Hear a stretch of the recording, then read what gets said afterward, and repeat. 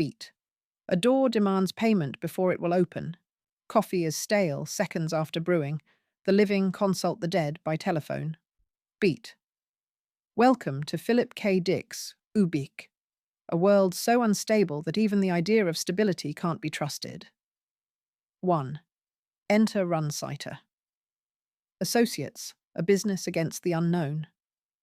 We begin in the year 1992, Dick's speculative future, where psychic talent has become commercialized. Beat. Glenn Runsighter, silver-haired and pragmatic, runs Runsighter Associates, a security firm that counters telepaths and precogs by deploying inertials, humans who neutralize psychic intrusions. Our viewpoint character, Joe Chip, is brilliant yet perpetually broke. Even his apartment appliances bully him for spare change. Beat. On Utica's lunar surface, Runsighter and Chip gather a dream team of inertials to service a mysterious corporate client, Stanton Mick. The contract is lucrative, but something feels off, as though the invitation itself were bait. Beat. In Dick's hands, capitalism and paranoia intertwine.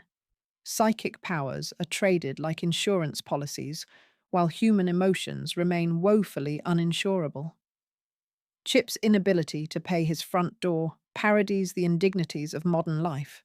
Technology, meant to serve instead, imprisons. Beat. Soon, the team lands on the moon and falls into an ambush. Bombs detonate, time stutters, and Glenn Runsighter is apparently killed. The inertials hustle his body back to Earth, placing him in the half-life cryogenic chambers of the beloved Brethren Moratorium, hoping to maintain limited consciousness through electronic communion. Beat. Here, Dick sketches his first major theme, the permeability between life and death. Beat. Is existence purely biological, or is awareness negotiable? As Runsighter's presence flickers over a rustling speaker grill, the narrative itself begins to emphasis blur. 2. Sliding backward. Temporal decay and a fading universe. After the lunar disaster, Joe Chip notices oddities. Coins remint themselves with Runsighter's profile. Fresh cigarettes crumble into ancient dust. Beat. Time, it seems, is running in reverse, pulling the material world toward 1939. Cafe signs lose letters, packaging reverts to Art Deco fonts, and television sets sprout vacuum tubes. Beat. The team's members also begin to die one by one, yet their corpses age grotesquely in moments, suggesting entropy on fast forward even as the era rewinds. Joe suspects they never escaped the bomb. Perhaps they are the ones in half-life, while Runsighter lives. Beat. Dick's pacing here dramatizes epistemological dread. If sensory evidence can't be trusted, can cognition? Beat. Joe tests reality by touching, smelling, even tasting it, but each proof evaporates. A mild brand of coffee becomes chicory sludge, deodorant devolves into lye soap. Beat. Central to this section is Dick's satire of consumer culture, our addiction to the new. By portraying novelty as a temporary varnish that flakes off to reveal moth-eaten past, he exposes product fetishism as a fragile defense against entropy. Beat. Yet the reversal is not a simple rewind.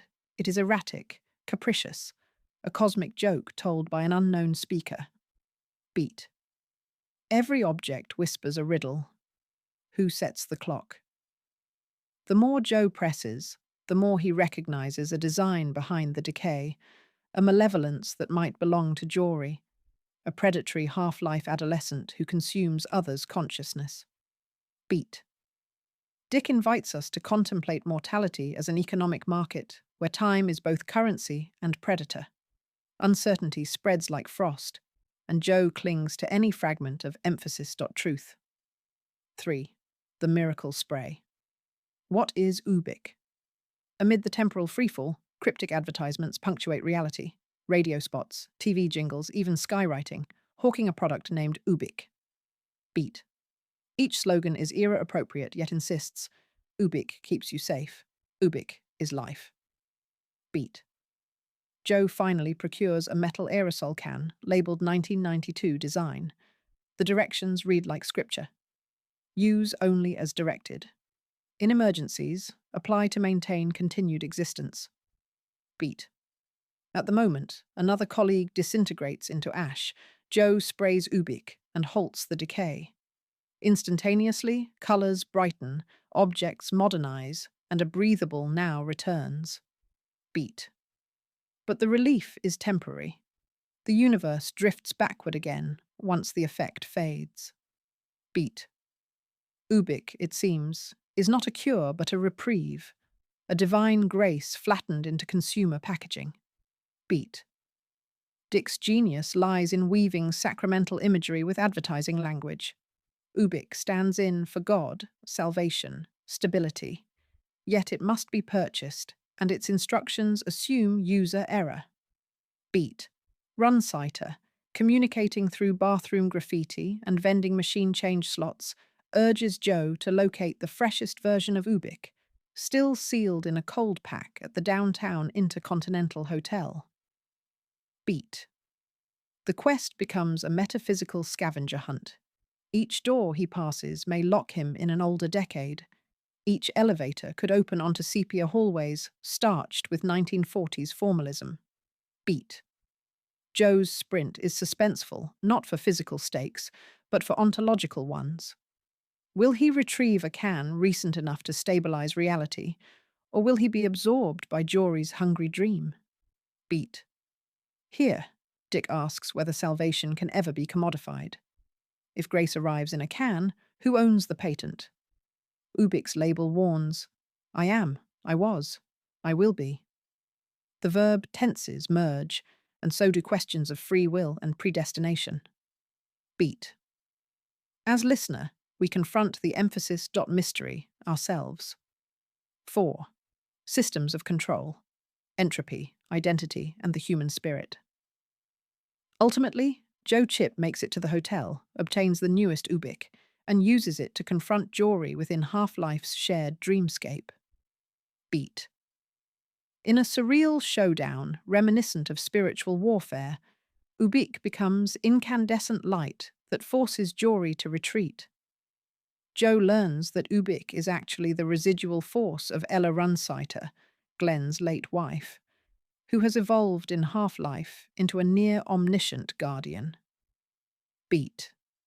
Ella explains that existence is layered, realms within realms, each susceptible to parasitic minds such as Jory's. Ubik is a stabilizing principle, a cosmic maintenance spray designed not by marketers, but by consciousness itself. Beat. Yet Dick refuses tidy closure. Back in the real world, Glenn Runciter empties his pocket and finds coins bearing Joe Chip's face, proof that he, too, may reside in someone else's half-life. Beat. We are left in a Mobius strip. Every assertion of reality is provisional, every layer penetrable.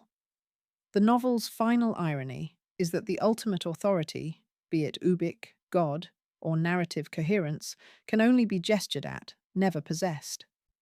Beat. Across these twists, Dick interrogates 3 core ideas.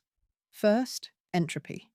Physical and psychological systems decay unless acted upon by an outside force. Second, identity. The self is porous, vulnerable to external and internal colonization. Third, control. Corporate, technological, and even metaphysical structures monetize our deepest fears. Beat. Yet the human spirit endures. Joe's decision to keep fighting, to believe that a stabilizing spray is worth chasing, reflects our drive to seek meaning amid chaos. Beat. In every regression he confronts, there is still music, dialogue, a joke, proof that humor and hope persist, however fragile. Dick suggests that while entropy is inevitable, engagement is optional. Choosing to resist makes us emphatically, emphasis, alive.